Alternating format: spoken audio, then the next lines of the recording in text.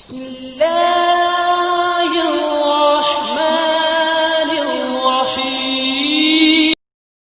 Programme کے دروس کو سننے کے لیے ہمارے یوٹیوب چینل الاحسان میڈیا سینٹر کو سبسکرائب کریں اور گھنٹی کے نشان پر کلک کریں۔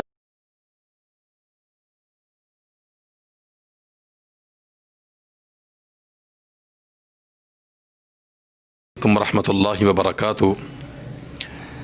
الحمدللہ والصلاۃ والسلام علی رسول اللہ وبعد۔ عید الاضحیٰ کی آمد ہے۔ عید قرباں کے حوالے سے بہت سے ایسے مسائل ہیں جن کا عام انسان کو علم نہیں ہوتا،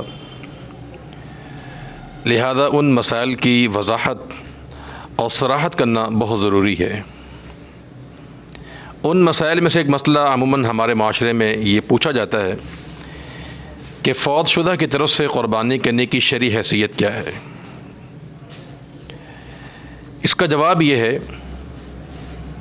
کہ نبی کریم صلی اللہ علیہ وسلم کی کسی بھی صحیح اور صریح حدیث سے یہ بات ثابت نہیں ہے کہ جس میں آپ صلی اللہ علیہ وسلم نے فوت شدہ کی طرف سے قربانی کرنے کا حکم دیا ہو۔ ایک حدیث اس پر پیش کی جاتی ہے سیدنا علی رضی اللہ تعالی عنہ کی کہ نبی کریم صلی اللہ علیہ وسلم نے انہیں وصیت کی تھی، یہ حکم دیا تھا کہ میرے دنیا سے جانے کے بعد تم نے قربانی کرنی ہے۔ اس سے بعض لوگوں نے یہ استدلال کیا ہے کہ فوت شدہ کی طرف سے قربانی کرنا جائز ہے۔ علی رضی اللہ تعالی عنہ کی جو یہ حدیث ہے، جامع ترمذی میں بھی ہے، ابو داود میں بھی ہے، اس حدیث کو محدثین نے ناقابل حجت قرار دیا ہے۔ پہلی وجہ یہ ہے کہ اس میں راوی ہے شریک بن عبداللہ، اس کا حافظہ آخری عمر میں تبدیل ہو گیا تھا، سیء الحفظ تھا، اور نمبر دو اس کا استاد ابو الحسنہ وہ ایک مجہول راوی ہے۔ لہذا محدثین نے علی رضی اللہ تعالی عنہ کی اس حدیث کو ضعیف قرار دیا ہے۔ تو اس لیے فوت شدہ کی طرف سے، میت کی طرف سے قربانی کرنا ثابت نہیں ہے،